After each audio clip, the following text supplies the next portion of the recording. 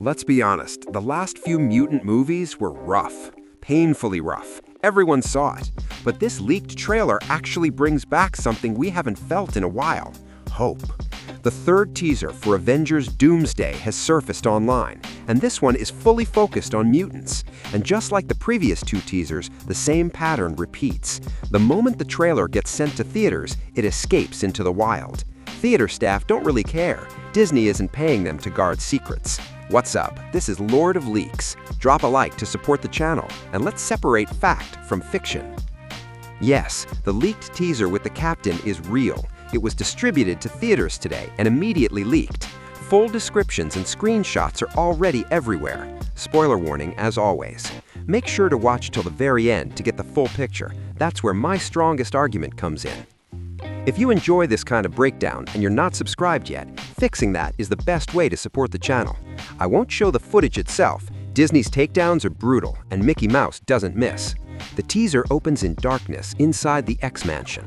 The camera drifts slowly through empty corridors until we see the iconic metal sign, Xavier's School for Gifted Youngsters.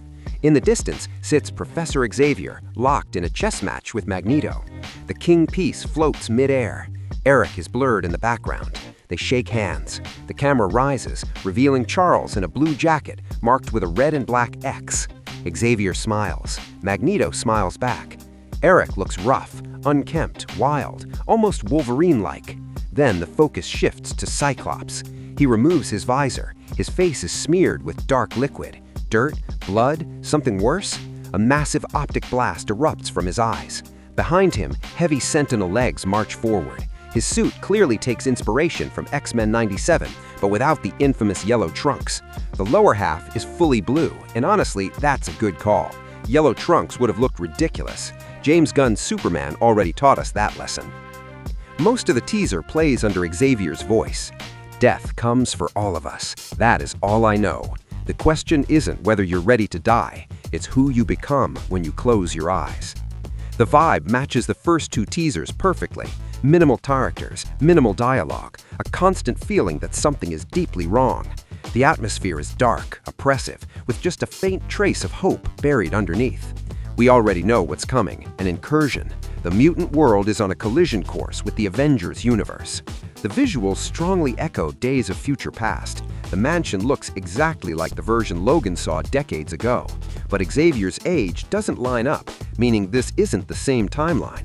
The mansion is damaged, likely after a Sentinel assault. Cyclops looks phenomenal, and the chess scene between Xavier and Magneto feels like a symbolic return of the master of magnetism. It might even bridge the narrative gap leading into Days of Future Past. Overall, this is easily my favorite of the three teasers so far. It does exactly what it needs to do: reignites interest, sets the tone, and reminds everyone just how powerful the X-Men mythos still is. The fourth teaser reportedly shifts focus away from Doom entirely. Instead, it zeroes in on the Fantastic Four, Namor, and Wakanda. No Victor, no mask, just the fallout. And according to insiders, one particular scene involving Cyclops is going to hit hard. Not because there's a Sentinel looming behind him, but because of what pushes him over the edge. The rumor is that Scott unleashes his optic blasts in pure emotional collapse, grief, rage, or both. And no, this has nothing to do with Jean Grey. The more likely explanation is far worse. Cyclops isn't reacting to a lover's death, he's reacting as a father. The theory making the rounds is that Doom kidnaps Rachel Summers, mirroring what he already did to Franklin Richards. If that's true, Scott becomes another man personally broken by Victor, another parent dragged into war not by ideology, but by loss. It would also explain why Doomsday appears to be a massacre for mutant kind. A lot of them are not making it out alive. This could mark the end of the road for several legacy actors, Patrick Stewart especially. There's a real chance this is Professor X's final Marvel appearance. If he dies here, he may never return for Secret Wars.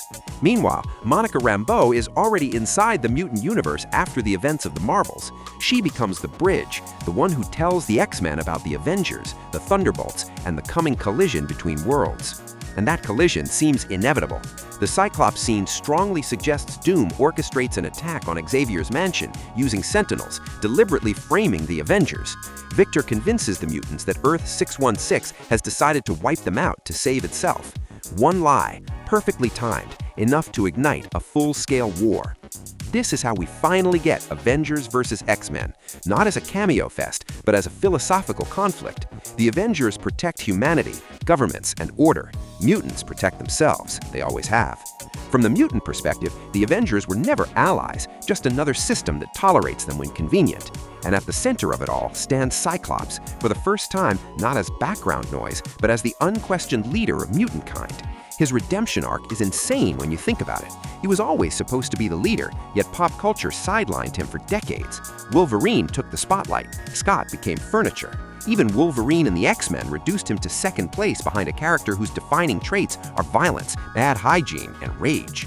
That tells you everything about how audiences used to see the X-Men, and Scott Summers in particular. But X-Men '97 flipped the script. The red visor is iconic again. Cyclops is cool again. People finally see him the way the comics always did. The only comparison that comes close is Tony Stark after Iron Man. And remember how fast that evolution happened, from solo debut to Civil War. If this trajectory holds, Cyclops isn't just back. He's about to define the entire conflict of Doomsday. Tony Stark paid the price forever. His name still gets dragged through the mud for Civil War. Meanwhile, Reed Richards could lock people in a superpowered black site, shrug it off, and still be called a genius. That contrast says everything. And right now, Scott Summers is riding higher than ever. The red visor is no longer a joke, it's a symbol. So far, the teasers are doing their job.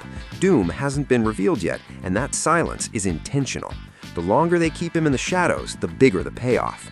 What's clear is that mutants won't just be side characters in Doomsday and Secret Wars, they're central to the entire collapse. Victor targets Franklin Richards, an Omega Plus reality warper, because Franklin is the key to reaching Loki and tearing down the multiverse itself. And to get there, Doom engineers a war, forcing the Marvel heroes and the X-Men to see each other as enemies. Franklin won't be the only child on Victor's radar. Thor's daughter, Love, is another obvious target. She carries a fragment of eternity, literal cosmic authorship baked into her existence. And then there's Spider-Man 4. All signs point to Sadie Sink playing Rachel Summers, Cyclops' daughter. In the comics, Rachel held the Phoenix Force for years. To Doom, that's not a character, that's a weapon.